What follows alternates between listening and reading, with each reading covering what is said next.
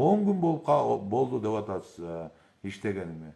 Мейли, башка нерсени кылбасаңыз дагы, сиз таможнядагы эле коррупцияны токтотуп койсоңуз, таможняда бизге 32 миллиард сом түшөт. Бул абдан чоң бөлүгү.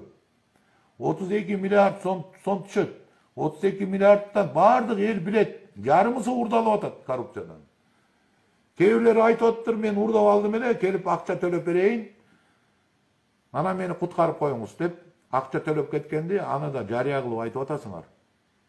Демек, анда бул деген мындай деген сөз да, башкалар ойлоп атат да, урдай берсек болот экен. Кайта барып анан кийин төлөп коет экенбиз. Шайлоого катышабыз, партияны спонсор кылабыз.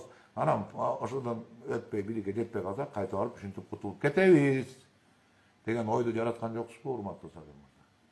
Демек, ал үлгүнү көргөн азыр таможнянын кызматкерлери. Жапырт ушул жолго түшүп кетсе кантебиз? Миллиондо урдаса болот экен, миллиардда урдаса болот экен. Анан барып кандайдыр бир бөлүгүн төлөп койсок, биз кутулуп кетет экенбиз деген жолго түшүп кетсек кандай болот? Мамлекет кандай болот? 32 миллиард сомду жарымысы урдалып атканын жалпы эл билет.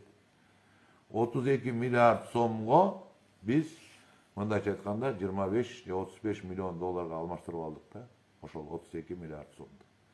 10 күнүн ичинде ушул таможняны таптакыр коррупциядан чыгарып койсо